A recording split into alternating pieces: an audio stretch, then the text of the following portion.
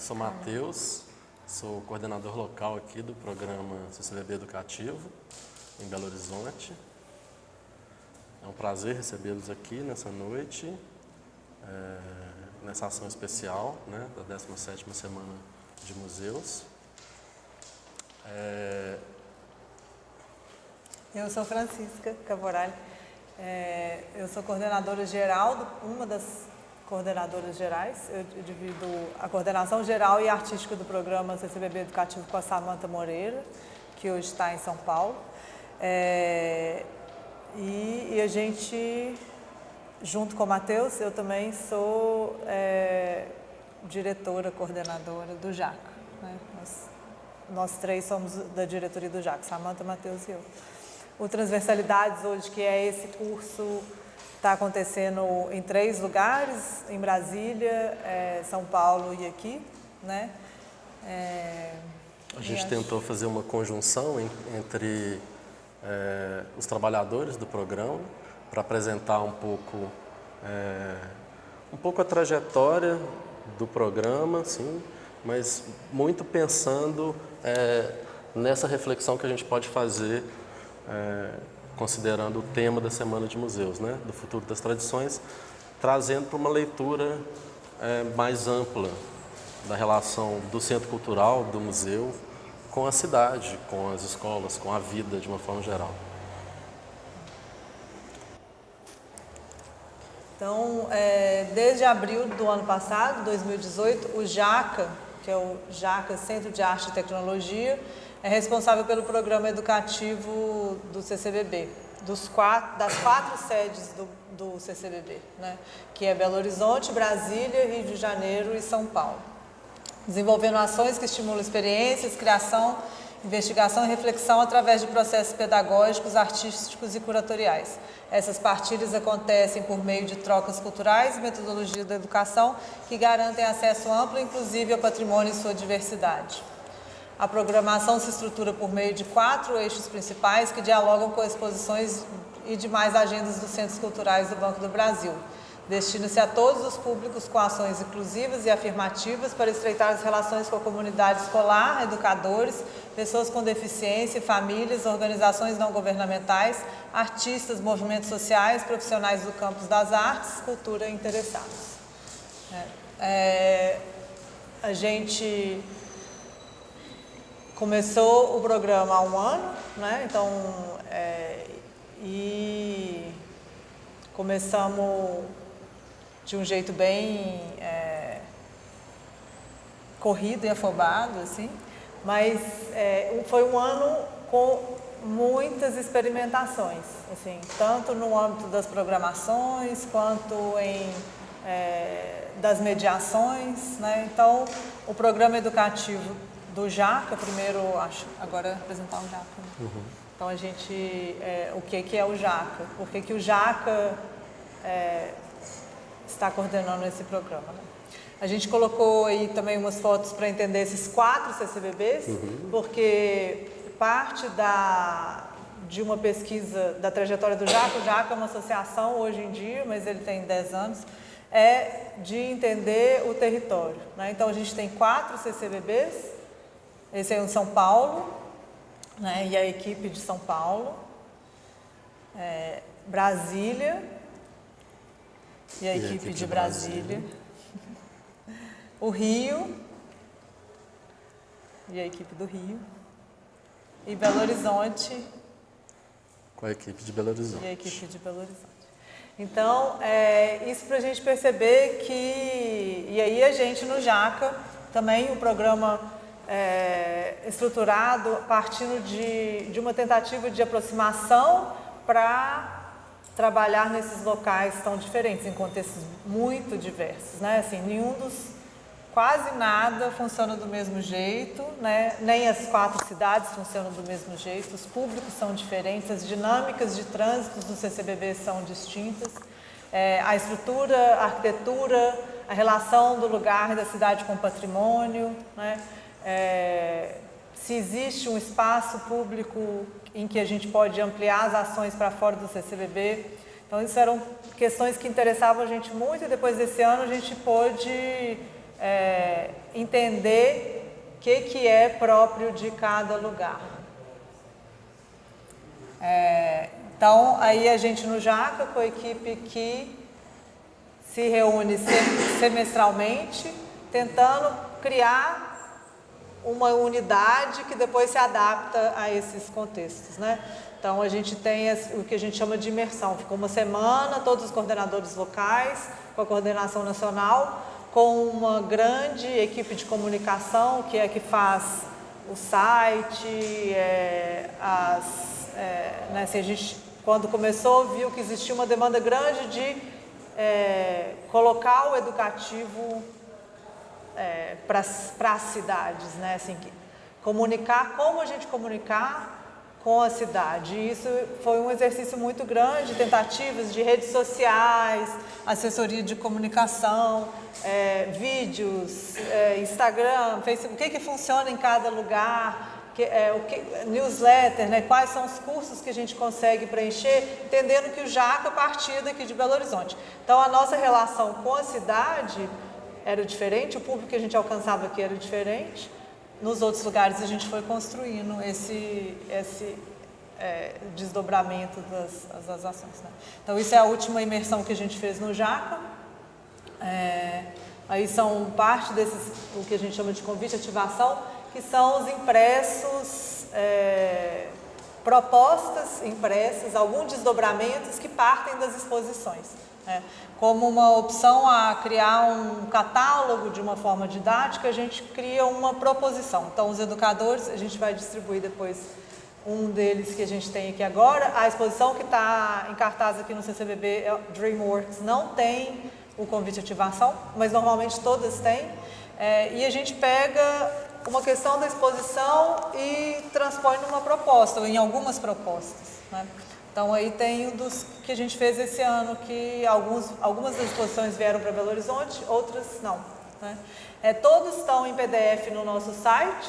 No site vocês podem assistir todas as transversalidades de todas as cidades. Então, as exposições mudam de cidade com todo um repertório junto com elas. O DreamWorks estava no Rio, vem já com uma série de programações documentadas para cá.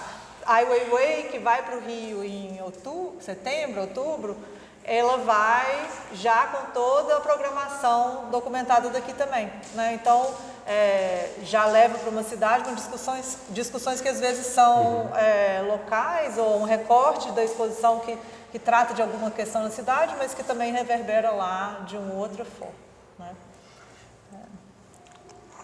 Bom, o JACA, né? JACA, Centro de Arte e Tecnologia. O JACA, então, está localizado no Jardim Canadá, né? Ele realiza pesquisas, projetos, experimentações artísticas lá nessa sede, no bairro de Nova Lima, que faz parte da região metropolitana da cidade, mas também realiza projetos e programas em outras localidades e em parceria também com outras instituições, né? O JACA começa em 2010, né? A gente está no nosso 10º ano, então, agora, com um projeto de residências artísticas internacionais, né? Abrindo editais públicos e selecionando artistas internacionais e brasileiros também, para realizar projetos, investigações, pesquisas naquele território do Jardim Canadá, né? O JACA hoje é uma associação sem fins lucrativos, né? Com objetivos de promoção e disseminação da cultura e da arte. E essa formalização aconteceu em 2013, né?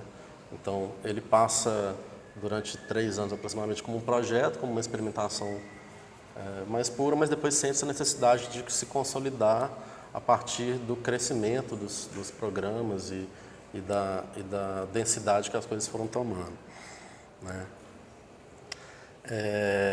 Ele, desde essa fundação, vem executando e gerindo todos os seus projetos, né? A gente, então, faz tudo dentro dos projetos, assim, desde sempre,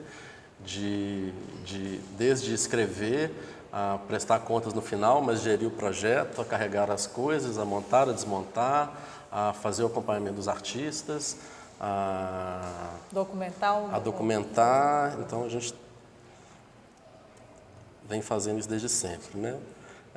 Essa é a nossa sede atual, que é uma sede que a gente mesmo construiu, né? A gente vivia uma realidade dentro daquele universo da especulação imobiliária, que, né, comum a muitos lugares do Brasil. Então a gente vivia de aluguéis de alguns espaços, até o momento em que a gente... Ainda vive de aluguel, mas... a gente vive de aluguel ainda, mas hoje em dia a gente só aluga um terreno vazio, baldio, e a gente fez uma construção semi-imóvel, digamos assim, né? Que ela pode ser desmontada, mas não é tão fácil de desmontar, mas ela é desmontável. A gente usou alguns contêineres de navio, alguns a gente recebeu por doação, outros a gente conseguiu comprar, né? E fizemos uma estrutura com quartos, cozinha, uma cantina, banheiros, uma biblioteca, uma oficina de marcenaria e serralheria, um jardim imenso, assim, né? É um terreno de 700 metros quadrados. Então a gente vem, inclusive, experimentando, isso é parte do nosso projeto, né? Experimentar também essas possibilidades de construção. A gente divide as ações do Jaca em dois eixos que, na verdade, são bem sombreados, assim, mas mais para... porque, às vezes, a residência e a experimentação artística tomam uma proporção maior e, aí, outras vezes, pensar sobre como existir enquanto uma instituição autônoma, independente, né? Tem vários nomes para esses espaços no Brasil. Então, a gente realiza esse projeto. O primeiro eixo seria atividade de formação e educação em artes, né? Em que realização de projetos envolvendo a estadia de artistas e profissionais da arte e cultura no espaço que o Jaca mantém no Jardim Canadá. Com estruturas de moradia, através da convivência, ateliê, biblioteca e laboratórios de marcenaria e serralheria. Então, o espaço atual que a gente viu na foto antes, ele é uma reflexão bem densa de como viver melhor, o que não significa luxo, né? Mas é melhor enquanto utilização do espaço, assim. A gente já teve em várias configurações, né? O Jaca galpão, 100% concreto, o Jaca que era um galpão casa, que existia alguma permeabilidade, e aí quando a gente foi construir a nossa sede, a gente pôde pensar qual é a parte mais pública, qual é a parte mais privada desse espaço, que os artistas às vezes precisam de uma privacidade, onde a gente trabalha, que também não é o tempo inteiro colado aos artistas que estão morando lá, porque quando eles chegam, eles ficam morando 2 meses, né? Então, é um espaço com muito jardim, com muito sol, são coisas que fazem o convívio lá ficar mais interessante, né? Além da residência em si, né, ou com os artistas também, e a gente como um grupo articulador, realizador também, promove encontros e ações de colaboração com artistas e estudantes locais, também atividades abertas à participação da comunidade do Jardim Canadá e Belo Horizonte, workshops, falas, apresentações, intervenções, mutirões, refeições coletivas e mostras de audiovisual que abordam o reconhecimento do território onde atuamos. Os usos e potências do espaço público, do patrimônio material e imaterial, construção de identidade e aproximação a técnicas artísticas do design e da arquitetura, né?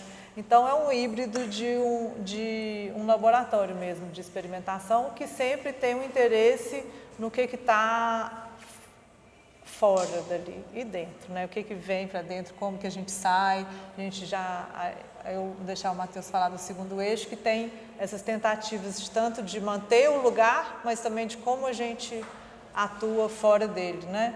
Então, essas são algumas imagens desses 10 anos de experiências no Jardim Canadá, que como era um lugar, ainda é um lugar meio assim estranho, mas ele era um lugar muito sem dono e que a gente tinha uma liberdade de atuação no espaço urbano que é bem diferente de quando a gente está aqui em Belo Horizonte, bem diferente de quando a gente está aqui no CCBB, na frente da Praça da Liberdade, dentro do circuito da Liberdade, né? Então, a gente podia meio que fazer o que a gente quisesse, que os artistas quisessem. A gente recebeu pouco mais de 80 artistas, né? Nesses 10 anos de trabalho. Vou falar sobre o outro eixo, então. Então, reinvenções para a existência e estratégias de gestão. Realização de projetos que têm como intuito contribuir com a sustentabilidade da própria iniciativa e de seus processos. Tais projetos se voltam tanto à investigação de técnicas de reaproveitamento de materiais e de processos construtivos economicamente mais viáveis, quanto ao fortalecimento de uma rede entre outros espaços autônomos e de fomento. Há um debate crítico sobre as políticas públicas para a continuidade de iniciativas artísticas independentes. Assim. Então, até pela própria necessidade que a gente viveu desde o início, a gente teve que lidar com os materiais que a gente tinha à mão, né? Assim, isso nos fez investigar, né, muitos processos assim, de construção e de feitio, né? Assim, tanto processos materiais mesmo, quanto processos mais estéticos e transcendentes e imateriais, digamos assim. Né? E aí a gente já fez muita coisa assim, nesse período, né? Para além das residências. Assim. A gente já foi propositor de projetos, por exemplo, que abarcavam outros projetos, assim, né? Assim, então, a gente já assumiu esse lugar do entre, assim, de formas diferentes, né?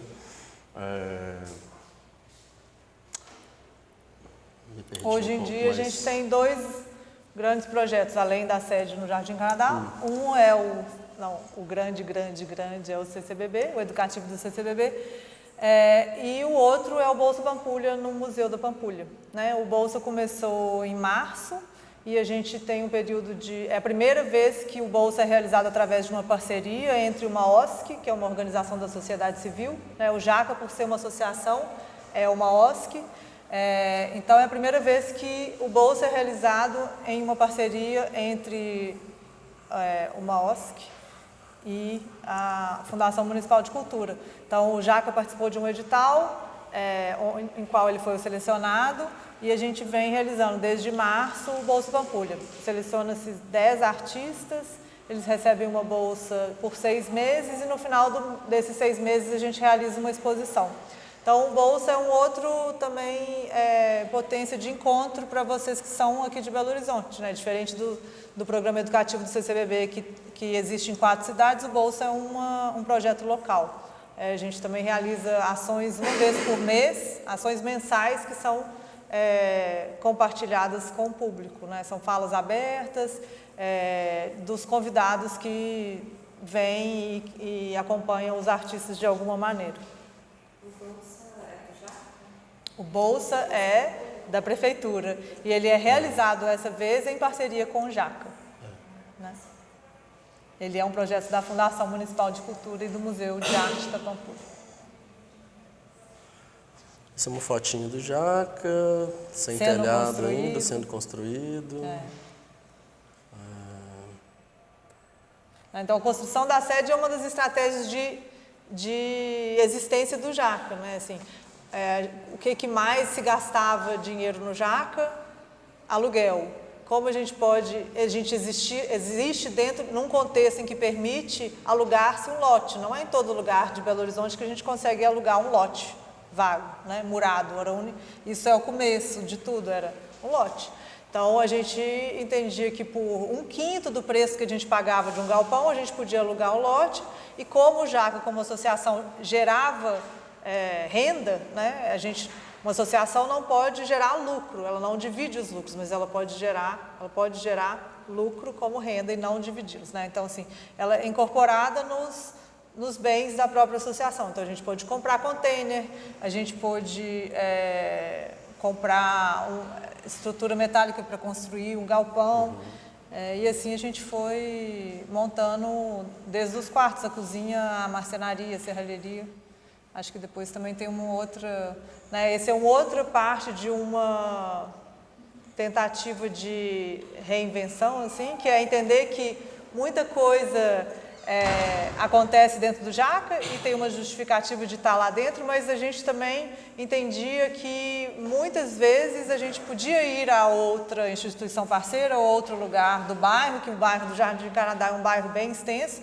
Então, em um dos projetos, a gente criou esse dispositivo móvel para ações compartilhadas, que é a Kombi. Ela foi um projeto, ela foi tunada pelo Low, que é o Wellington Cansado, né? Ele fez um projeto em que ela vira um monte de coisa. Ela tem esse palco em cima, ela tem um todo onde a gente pode dar oficinas, ela vira ao todo sobe e vira uma tela de cinema. Então, ela é um outro dispositivo em que os artistas e a gente pode circular pelo bairro e pela cidade. Ela veio de um projeto do Rumos, né, do Itaú Rumos, selecionado. Depois foi usada num projeto da Fundação Municipal de Cultura. Depois já foi usada para a gente poder fazer montagem e desmontagem de coisas, né? Então ela tem múltiplos usos e está à disposição. Esse aqui é um projeto do coletivo Micrópolis. Marcela está aí? Não, no Centro Cultural Lindéia Regina. Em que foram selecionados 5 projetos, a gente abriu um edital, né? E selecionou 5 projetos que utilizassem a Kombi enquanto um dispositivo mesmo. O Micrópolis propôs fazer uma autorrádio articulando com esse centro cultural. Todos os projetos eram articulados com os centros culturais, né? Sim. O Micrópolis escolheu o Lindéia Regina para fazer o projeto. E teve foi cinema incrível, no aglomerado, ela virou uma feirinha gráfica no Lagoa do Nado. Então, era um projeto da fundação, apoiado pelo Fundo Municipal de Cultura, em que a gente orbitava alguns centros culturais da cidade. Né? Essas são as publicações do Jaca. Elas também estão disponíveis, todas elas, no site do Jaca. Depois, se vocês quiserem dar uma olhada, a gente ia trazer fisicamente, mas bobeamos. Todos os PDFs estão disponíveis, mas também para vocês estando aqui, elas ficam acessíveis também.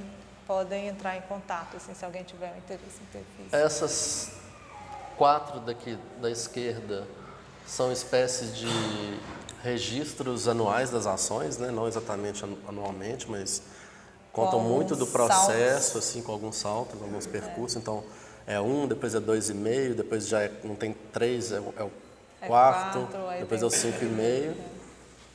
E esse Indigestão é um projeto específico que era realizado pela Funarte, como chamava? Rede Nacional. Rede Nacional, que era uma tentativa de encontro de espaços autônomos brasileiros, assim. A gente abriu um edital público, selecionou um espaço autônomo de cada região do país e a gente fez uma residência no Jaca, imersos, ficamos lá discutindo gestão de espaços autônomos e soluções para a sobrevivência, né, principalmente. Então, eles chamam de gestão, como chupar cana, como é? Como chupar cana e assoviar ao mesmo tempo, ou manual para artistas gestores, uma coisa. Tem um título assim. Então, hoje a gente vem falar um pouco no contexto da 17ª Semana Nacional de Museus, né? A semana é uma temporada cultural coordenada pelo IBRAM, que acontece todo ano em comemoração ao Dia Internacional dos Museus, que é 18 de maio. É organizado pelo ICOM, Conselho Internacional de Museus, lança um tema diferente para a celebração dessa data, que é também o mote norteador das atividades da Semana dos Museus. Celebrar os museus tem como objetivo promover, divulgar e valorizar os museus brasileiros, ampliar os públicos visitantes, intensificar a relação dos museus com a sociedade. Então, a proposta temática desse ano a tentativa de celebrar as tradições, né? Então, a 17ª Semana Nacional de Museus, celebrar tradições. A 17ª Semana Nacional dos Museus tem como tema os museus como núcleos culturais. Entende que o campo museal hoje abarca museus e centros culturais, como o Centro Cultural Banco do Brasil. Lembrando a definição do museólogo Mário Chagas, podemos dizer que museus são locais privilegiados onde os objetos, itens do patrimônio material são guardados, preservados e expostos. Constitui o que se convencionou chamar de paradigma clássico da museologia, cujas raízes estão fincadas no mundo europeu e no século XIX. Né? Essa é uma ideia clássica que foi se transformando com o passar do tempo para noções mais abrangentes da função social, não apenas do museu, mas também de outras instituições museais, né, como centros culturais. E atualmente podemos falar que essas instituições são núcleos culturais, considerando cultura como a soma da totalidade da herança social entre o popular e o erudito. Assim. Eu acho, não sei se vocês tiveram acesso ao documento da 17ª Semana de Museu, não? Então, a gente pode ler ele rapidinho, assim, porque, na verdade, é interessante. Tem muito com, acho que, pinceladas do que a gente já apresentou do JACA e das propostas, das preocupações que a gente tem, assim. Então, tem uma breve citação do Paulo Leminski. Haja hoje para tanto ontem e amanhã para tanto hoje, sobre tudo isso. A construção poética de Paulo Leminski convida-nos para o salto criativo no trampolim do tempo. Em boa medida, a sua poesia ilumina a compreensão de que a imaginação tem potência suficiente para não ser prisioneira do tempo. Vinda do passado, a sua poesia explode no presente e se projeta no futuro com extraordinária capacidade de intervenção criativa. A construção poética de Leminski indica que todo tempo é intenso e tenso. Mesmo havendo muito hoje, não será possível dar conta de todo ontem. Mesmo havendo muito amanhã, não será possível dar conta de todo hoje, pois, por mais que possam existir permanências, cada tempo é pleno de singularidades e nele não há espaço para repetições. A poesia de Leminski propicia um diálogo criativo com o tema Museu como Núcleos Culturais, o Futuro das Tradições, proposto pelo Conselho Internacional de Museus, o ICOM, para as comemorações no dia 18 de maio, celebrado como o Dia Internacional dos Museus. No Brasil, em maio de 2019, como já é tradição, vamos comemorar inspirados nesse mesmo tema, em diálogo com permanências, singularidades e inovações. A 17ª Semana Nacional de Museus trata-se de um momento propício para fomentar debates no campo museal, para estimular a realização e o desenvolvimento de projetos e atividades museológicas que podem ser de curta, média ou longa duração. Você quer ler um pouco? Pensar os museus como núcleos ou centros culturais não constitui novidade. Desde os anos de 1970, este tema tem sido trabalhado. A rigor, todo e qualquer núcleo ou centro existe em relação, ou seja, a sua existência está condicionada ao que lhe é externo. As relações entre centro e circunferência, centro e periferia, transmissão e recepção, irradiação e concentração são indissociáveis. Além disso, todo e qualquer ponto periférico pode se transformar em centro. A ideia de núcleos culturais é dependente da noção de cultura com que se trabalha. Entre a perspectiva antropológica, que considera a cultura como a totalidade da herança social, e a noção de cultura como belas artes ou saber erudito, há um mundo de diferenças. O que ocorre com a cultura ocorre também com a palavra tradição, para a qual não há um sentido único. Existem tradições e tradições. No Brasil existem povos indígenas e quilombolas com tradições milenares, mas também existem tradições inventadas, tradições progressistas e tradições conservadoras, tradições que se opõem à vida e outras que valorizam a vida. Para nós que atuamos no mundo dos museus, a vida social, a vida em relação e a vida biológica são limites intransponíveis. O futuro da tradição é preservar a vida. Esse é um documento, então, do Instituto Brasileiro de Museus, né? Esse foi um texto produzido em colaboração com o Museu da República. Eu acho que tem uma coisa interessante aqui, e acho que tem uma confluência também no que a gente pensa sobre o JACA, né? Que a gente também nomeia como centro, é que mesmo nesses tempos a gente tenha muitos outros conceitos, né? Conceitos transversais, como é o próprio nome dessa história aqui, como o conceito de rede, conceito de rizomas. Para a gente, a ideia de uma coisa nuclear, mas que não está separada, não existe, né, como sugere o texto também, sem sem o que está em volta, ou o que está em volta não existe sem o centro. Isso é uma coisa muito cara para a gente, para se pensar nesse núcleo que são esses espaços como os museus e os centros culturais, que de alguma forma reúnem determinados saberes, né? E a gente, do programa educativo, tenta trazer sempre outros saberes para dentro desse caldeirão, assim. A gente fez um recorte de todo o programa, né, assim, de parte, como pegar algo do programa educativo que a gente podia trazer e compartilhar com vocês e que possam reverberar em outras reflexões e também práticas dentro das escolas, que o Transversalidades tem essa preocupação num diálogo com o educador, né? Então, a gente se fez essa pergunta, que é o celebrar para quê?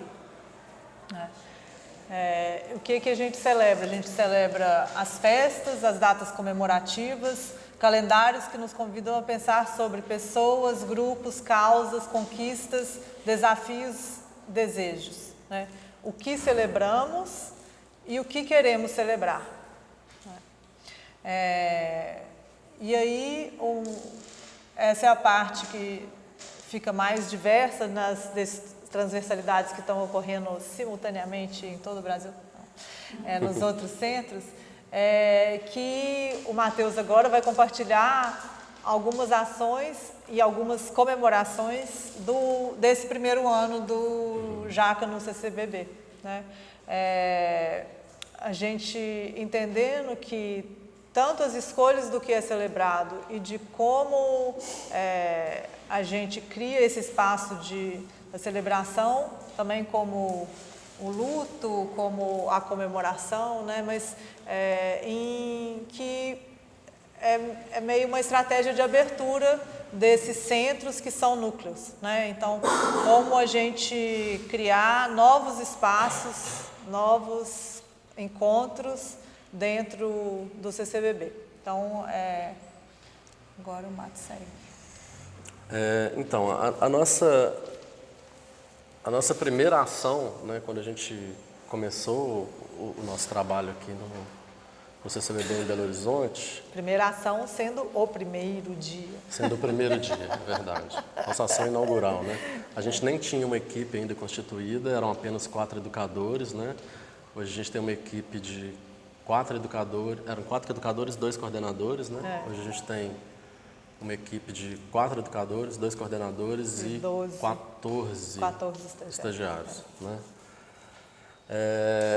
A gente ficou pensando muito numa ação que fosse um início de diálogo desse espaço e de diálogo com a cidade, principalmente, de diálogo conosco mesmo, né? Conosco mesmo, não existe um diálogo conosco, que era essa tentativa de criar um espaço de trânsito e de uma espécie de uma encruzilhada, né? Assim, entre o CCBB e a própria cidade. A gente convidou a Tereza Portes, que é uma artista, educadora de Belo Horizonte,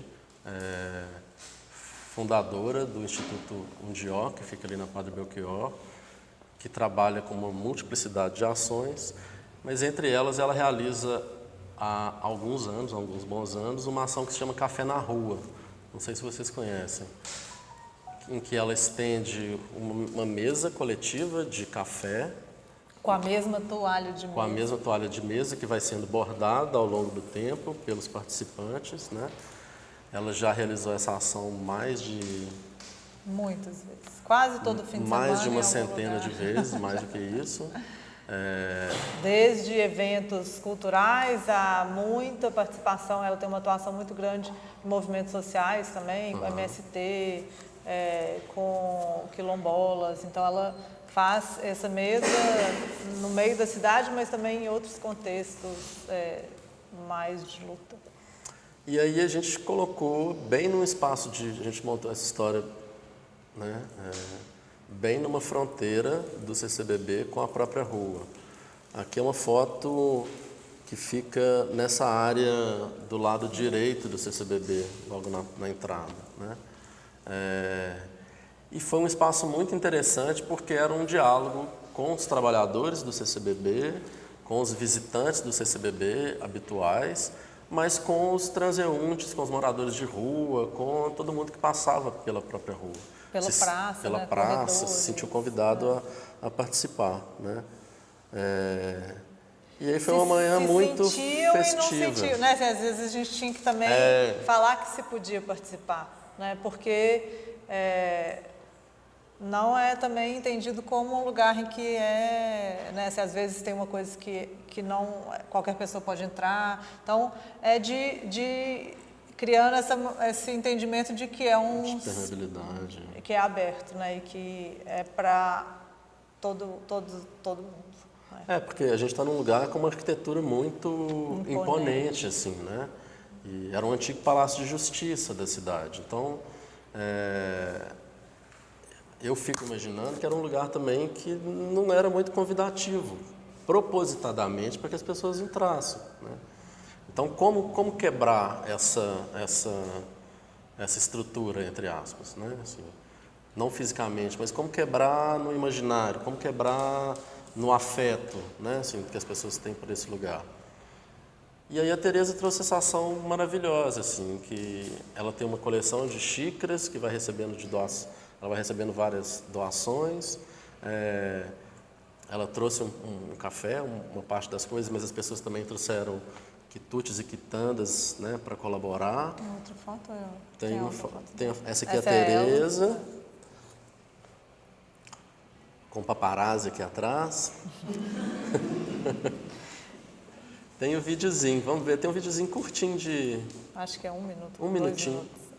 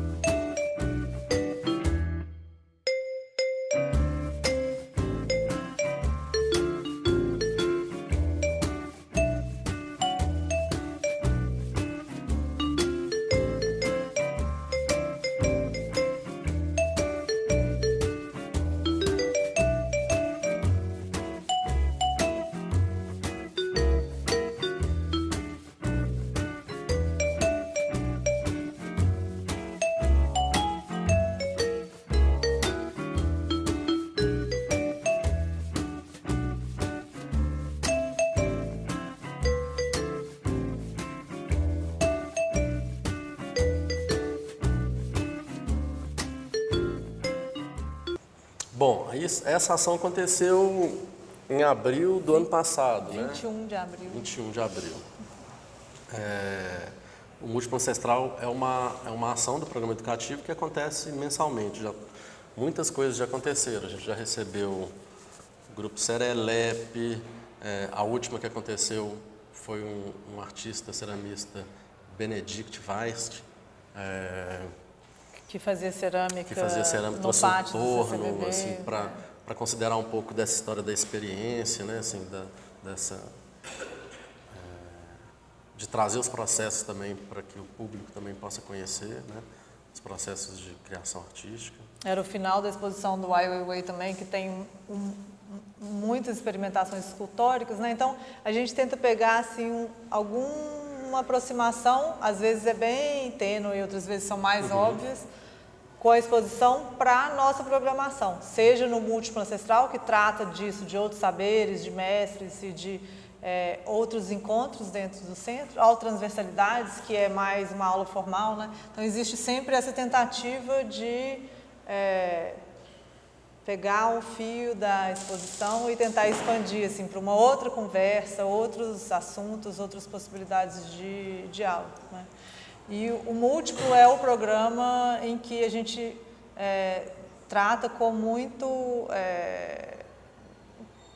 meio central, assim, a questão da ancestralidade, das tradições, formas de conhecimento, né? Então, ele já foi muita coisa, né? Em cada lugar, em cada dos 4 CCBBs, ele é muita coisa. E, normalmente, ele é um lugar de celebração, né? Que eu acho que é essa tentativa, né, de trazer outras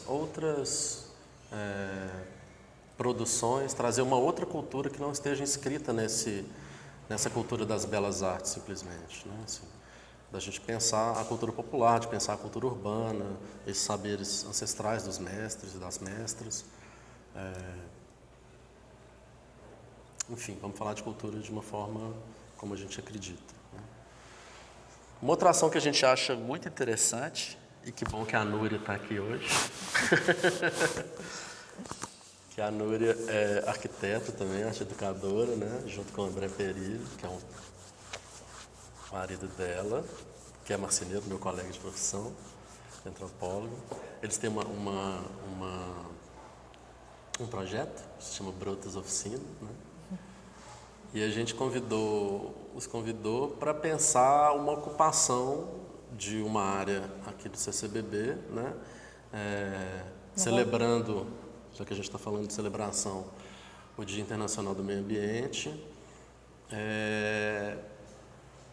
e que dialogasse um pouco com as práticas que a gente tem no próprio Jaca, né? Assim, essa coisa de experimentar um fazer construtivo, né? Entendendo que fazer é pensar.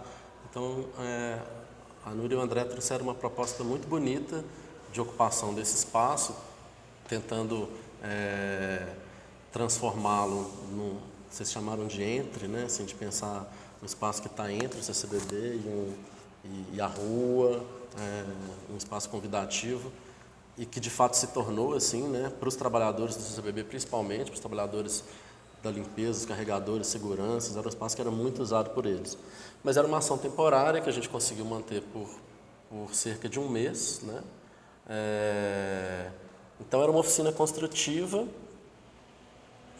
de uma série de dispositivos assim que aberto ao público, mas envolvia um público específico. Mas a gente conseguiu acionar valores de Minas, né? Por conta do trabalho da Núria no Desembola, na ideia.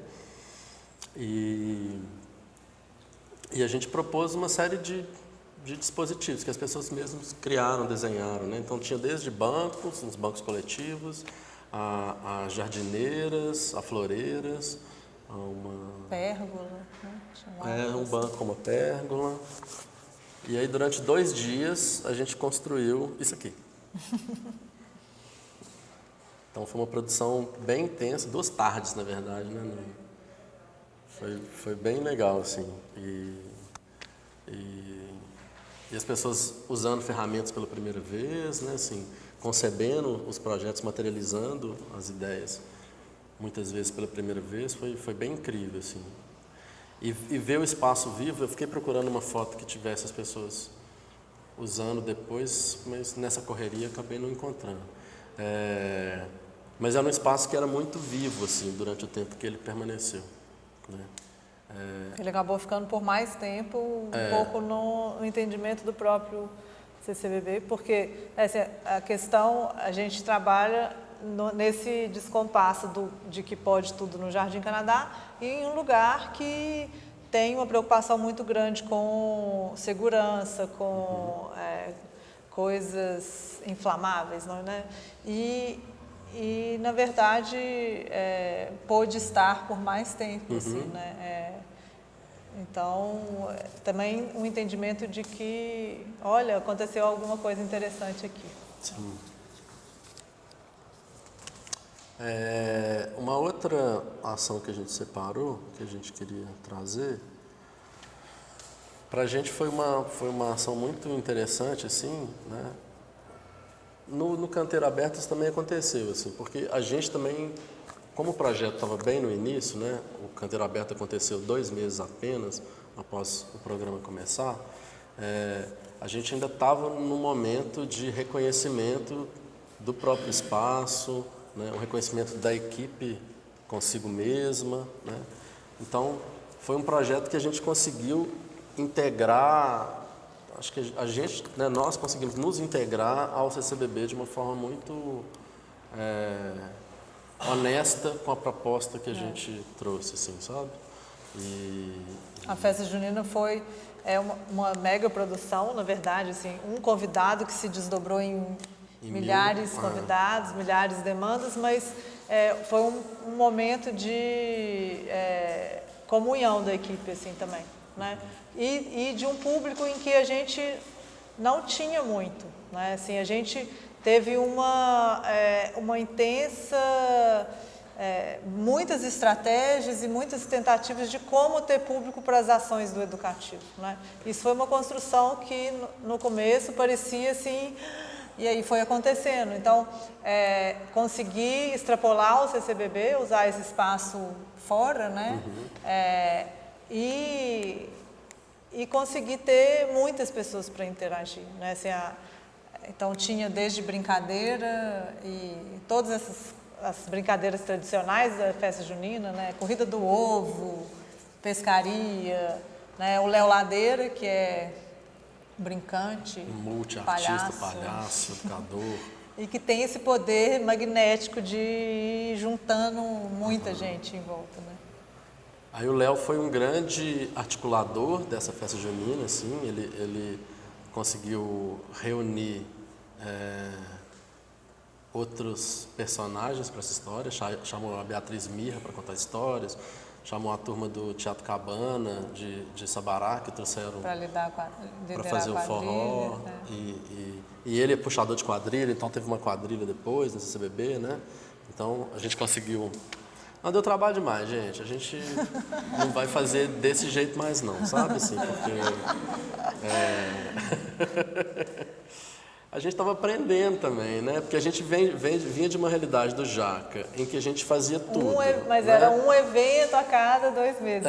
Um lugar em que a gente faz eventos toda semana, né? E a gente que fica, a Júlia também, que é uma coordenadora nacional, que a gente que fica no escritório, a gente de um jeito ou de outro está cuidando de um evento por semana em cada um dos CCBBs. Então, tudo tomava uma dimensão que era desproporcional à nossa experiência, assim, que a gente foi, esbarrei no microfone. É tipo organizar uma festa na sua casa e depois organizar a festa num buffet, num salão de festas. Então, assim, existem outras variantes que a gente começou a aprender a cuidar, assim, né? Que envolve desde a preservação da equipe, a questão de segurança, a uma reflexão mais apurada do que a gente quer com esse trabalho realmente, né? Mas isso foi incrível, foi demais. Assim, A quadrilha, tem uma foto linda da quadrilha por cima, assim, depois a gente tem que achar. E aí a gente foi, de alguma forma, isso veio muito forte com a exposição que a gente teve, que inaugurou em julho, agosto, setembro, que é a exposição do artista Basquiat, né? Que é um artista negro de Nova York, norte-americano, dos anos 80. E foi muito bom ver um artista negro como protagonista dentro de um centro cultural, né? Assim, a maior exposição do ano, assim, uma exposição muito bem cuidada. E aí a gente construiu uma programação, a equipe dos educadores foi completamente responsável pela programação, articulando com outros artistas, curadores, né, da cidade de Belo Horizonte, produtores, assim. Então a gente teve desde Real Vandal Grafite, falando sobre processos compartilhados, né? Processos de produção. A gente tem uma ação que chama Processos Compartilhados, que é uma tentativa de desnude assim, das exposições. Então a gente vai falar de tipografia, vai falar de comunicação, vai falar de material educativo, né? Eles têm uma galeria, então eles vieram tratar desse assunto aqui dentro. A gente teve... Teve o Baticu no Múltiplo Ancestral, o Baticu junto com o Hip Hop Classics, né? Que são duas festas, a gente está falando de celebração, né? Muito importantes, assim, da cultura negra de Belo Horizonte. A gente teve a Rosália Diogo nesse lugar, né, no Transversalidades. E a gente teve o Slam Clube da Luta, assim, que é uma batalha de poesia falada, né, que acontece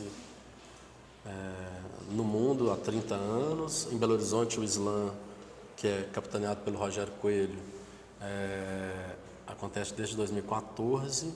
Então houve uma das disputas, né, válida para o campeonato, aconteceu aqui no CCBB. E foi incrível, assim. A gente teve um público de 350 pessoas, assim, que permaneceram e passaram pela história, né? Foi a primeira vez que a gente fez um evento com potência sonora, assim, né? Com banda, com microfone aberto, com potência vocal mesmo, né? Dos poetas declamando. Não sei se esse termo seria mais exato para o slam, mas... Lutando, né, assim, nesse slam da luta. Lutando, disputando.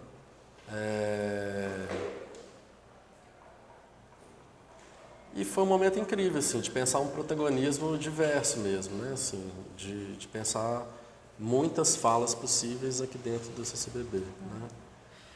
Uma programação que trouxe algumas tensões do centro e da nossa prática no centro, que era, né, assim, bem conectada ao volume, né? Um centro que compartilha várias programações concomitantes. Então, o teatro, o outro teatro, a exposição, o educativo, né? Tudo é uma logística muito grande aqui dentro. E pelo prédio não ter sido projetado para esse uso, né, ele é adaptado, existem alguns limites. E aí o som do slam vazou no teatro, em que não estava programado, mas foi uma demanda pelo público, né? Então eles fizeram uma sessão extra em que o nosso slam vazou. Então, também muitos desses limites do que a gente programou fez a gente se aproximar cada vez mais dessa logística de operação daqui do CCBB, que é super, assim, vários documentos que compartilham com todas as equipes que estão aqui dentro o que vai acontecer, né? E aí a gente pode cuidar desses horários. Então, a partir dessa comemoração, a gente começou a trabalhar mais próximo das outras equipes, né? Assim, o que pode, que horário que pode, nunca foi o que pode, assim, quando a gente pode fazer isso, né?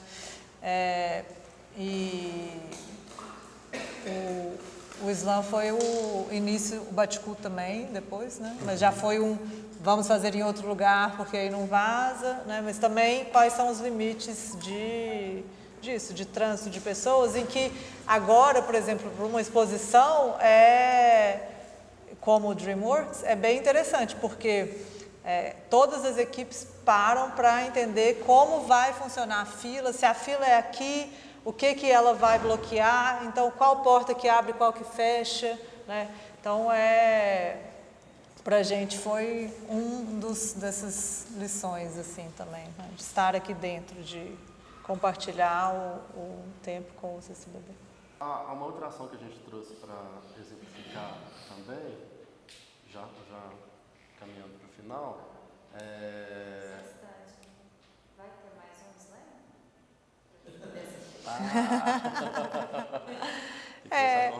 A gente tenta também assim, um exercício de tentar outras coisas, né? Assim, o slam, na verdade, ele já teve de novo, né? Nessa programação que o Matheus falou, que vai apresentar agora, que é o Reverso. A gente tem uma ação que chama Com a Palavra, em que a gente convida pensadores, pesquisadores de outros campos de conhecimento, né, para além da arte. Podem ser artistas, mas que tenham outras reflexões de outros lugares.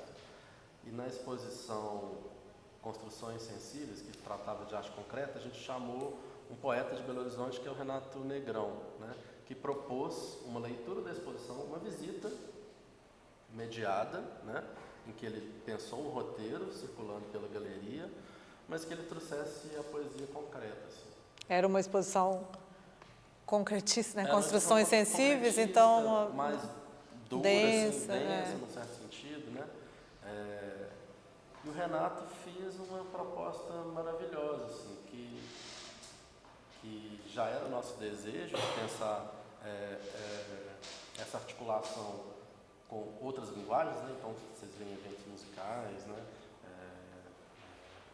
De teatro, mas a literatura a gente nunca tinha trazido com muito corpo, com muita densidade. Tinha só no Slam, né?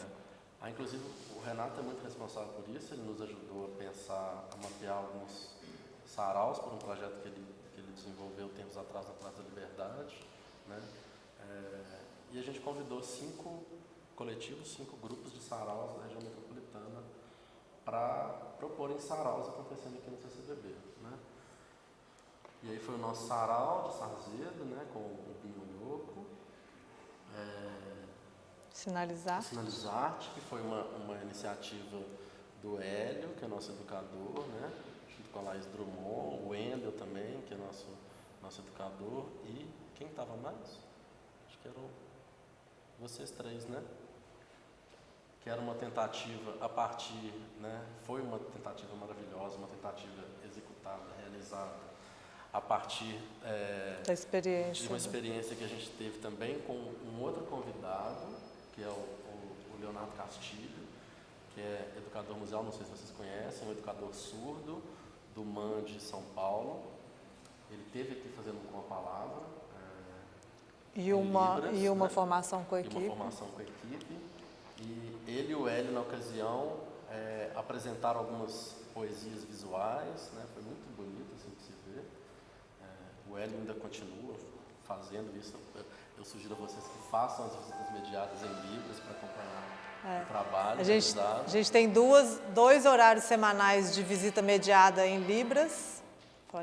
A gente tem 2 horários semanais, um é agendado e 2 abertos ao público espontâneo. Então, a gente tem um em que a escola, com uma criança surda ou não, pode agendar para ter a experiência da visita conduzida pelo Hélio, né, com o intérprete para o português, e 2 horários são para o público espontâneo. Então, domingo, quais são os horários? Agora, sexta e domingo. Quinta-feira, 16 horas. É porque agora a gente está com uma estrutura de visitas diferentes por causa do fluxo da exposição DreamWorks. Então, os educadores, eles ficam dentro das salas e eles interagem com com o público da sala, porque a gente não consegue, devido às possíveis filas, as esperadas filas, passar com um grupo mediado que normalmente forma-se aqui embaixo e sobe com o educador. Aí, além do Sinalizarte, vieram as garotas do Slam das Manas, o Coletivós, que também é do Rogério, né? Assim, o Rogério faz parte do Coletivós, lá, que é um sarau mais antigo que tem no Barreiro, e a Academia Transliterária. Foram 5 encontros, então, e aí esse aqui foi um deles, assim, que aconteceu nesse espaço onde a gente retorna, né? Assim, esse era o do Coletivós, né? Café, Esse aqui foi o Coletivós. E o sarau foi uma atividade que aconteceu entre dezembro e janeiro, assim, no que a gente tinha uma programação especial de férias, né? E também o CCBB passando para esse horário mais noturno, avançando para 10 horas, né? Desde dezembro até...